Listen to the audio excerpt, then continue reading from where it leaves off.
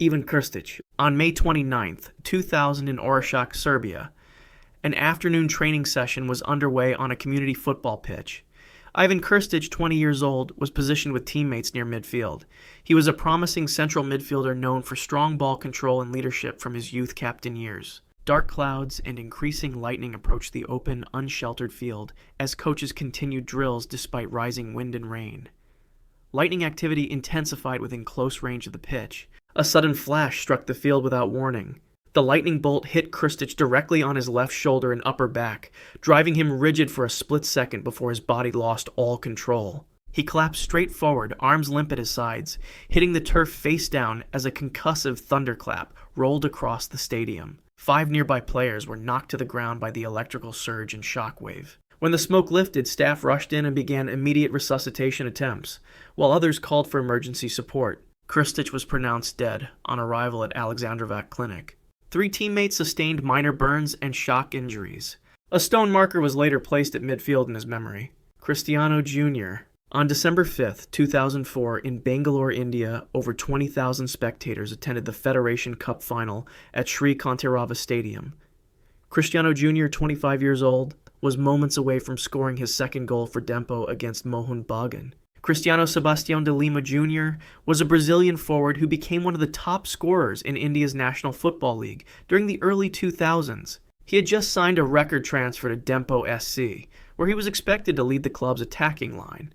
With a dozen minutes left to play, Brazilian striker Cristiano broke past Mohun Bagan's advanced defensive line, leaving them chasing in vain. He sidestepped the onrushing goalkeeper Subrata Paul and scored his second goal of the match, giving his team a decisive 2-goal advantage. While many on the field celebrated what seemed like a certain victory, Nigerian striker Ranty Martins and RC Prakash noticed something was wrong. Cristiano had collapsed after taking a hit from the goalkeeper's outstretched hands, and despite players calling out to him, he did not get up again. Junior was pronounced dead shortly after arriving at Hazmat Hospital, becoming one of the rare documented cases of a player collapsing and dying immediately after scoring a goal. Albert Ebossé, on August 23, 2014, in Tizi Ouzou, Algeria, over 20,000 spectators filled Stade du 1er Novembre for a league match. Albert Ebossé, 24 years old, was positioned near the tunnel after the final whistle. He had finished the previous season as the top scorer of the Algerian Professional League. Security stewards positioned near the exits as objects began falling from the upper stands. Plastic bottles and debris landed near the touchline, while Ebossé moved toward the tunnel with officers holding their positions. At 8:37 p.m., a single projectile fell from the stand above the exit and struck him on the right side of the head. He staggered 2 steps, lost balance, and collapsed onto the concrete, his body falling heavily onto his right shoulder and back. Blood spread beside him as stewards called for medical assistance, with team doctors applying pressure to the wound while an ambulance was brought in. Ebossé was pronounced dead at Neder Mohammed Hospital minutes later. The autopsy results released on December 18, 2014 indicated that Bojongo died from severe blunt force trauma rather than a projectile. The findings contradicted initial reports and sparked criticism of on-site security procedures. John Thomson. On September 5, 1931, in Glasgow, Scotland, more than 80,000 spectators filled Ibrox Stadium for the Old Firm derby. John Thomson, 22 years old, was positioned in goal for Celtic FC. Medical resources were limited, with only one team doctor available. Early in the second half, a long ball dropped behind the Celtic defense as Sam English accelerated toward it, and Thomson advanced from his line to collect it. Both players reached the ball almost simultaneously. English's knee struck Thomson's head at full momentum. The impact carried across the pitch as the ball rolled free. Thomson lay motionless on the ground. Trainers sprinted onto the field and lifted him onto a stretcher. Spectators fell silent as he was carried toward the sideline. Thomson was transported to Victoria Infirmary but never regained consciousness. He was pronounced dead that evening from a skull fracture. Anatoli Kozhemyakin. On October 13, 1974, in Moscow, Russia, an aging residential elevator stalled inside a multi-story building on Frunzenskaya Street. Anatoli Kozhemyakin, 21 years old, was positioned inside the lift after returning from an evening training session.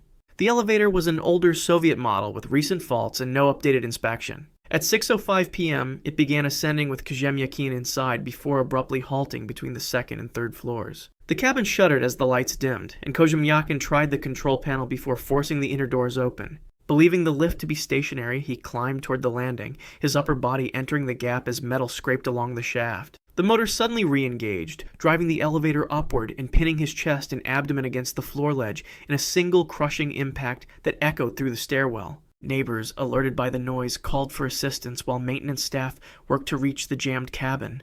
Kozhemyakin was pronounced dead before extraction could begin. Authorities sealed the elevator system for inspection as Dynamo Moscow confirmed his death later that evening, and supporters gathered at the club's training grounds the next morning. Diego Maradona. On November 25, 2020, in Tigre, Buenos Aires province, medical staff monitored the private residence where 60-year-old Diego Maradona was recovering after recent surgery. Widely regarded as one of football's greatest players, Maradona was positioned in an upstairs bedroom under home care supervision. His medical team had expressed concerns about his overall health, including cardiac issues and a long history of complications related to alcohol and substance use. Despite continuous monitoring at the residence, his condition deteriorated rapidly. On the day, staff reported a lack of movement in his room. When caregivers entered the room, Maradona lay unresponsive on his bed and showed no reaction to attempts to stimulate breathing. His chest exhibited no visible rise, and repeated verbal and physical prompts produced no response. Staff initiated basic resuscitation while emergency services were called, and paramedics continued CPR inside the room, but he remained without detectable signs of life. Authorities confirmed Maradona died at the scene at age 60. News spread globally within hours, prompting tributes across stadiums and public. Alberto Galateo. On a February night in 1961 in Santa Fe, Argentina, a quiet residential home stood at the edge of the city's outskirts. Alberto Galateo, 48 years old, was positioned inside the house with his wife and teenage son. Voices escalated in the kitchen as a struggle began inside the narrow space. Their 15-year-old son, aware of the conflict, retrieved a loaded revolver from a nearby drawer and stepped into the hallway as the shouting intensified. He stepped into the hallway holding the weapon as the shouting intensified. Galateo raised a knife toward his wife when he turned toward the corridor where his son stood, the distance between them less than 2 meters. A single shot was fired, striking him in the upper chest and driving him backward. He staggered into the dining table, lost balance, and collapsed onto the floor as the revolver slipped from the boy's grasp. Neighbors who heard the blast called police, prompting officers to force entry minutes later. He was pronounced dead at the scene. The incident later became the subject of a family documentary. Jason Mayélé, 26 years old, was positioned inside his Mini Cooper while traveling toward Chievo Verona's training facility.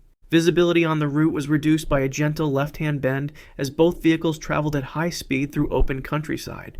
Mayélé attempted to close on the team bus before the junction, pulling out to overtake another car as the bend approached. The oncoming bus appeared suddenly beyond the curve, its brakes locking as both drivers attempted evasive action. The Mini crossed the center line and struck the front of the bus at full speed, the impact crushing the vehicle's front section and sending glass across the roadway. The car spun once before hitting the guardrail, its frame collapsing inward as smoke rose from the engine bay. Players from the bus ran toward the wreck while emergency crews cut into the crushed cabin and began roadside resuscitation. Mayélé was pronounced dead en route to Borgo Trento Hospital. Police confirmed that excessive speed during an overtaking maneuver caused the crash. Chievo Verona publicly acknowledged the loss later that evening.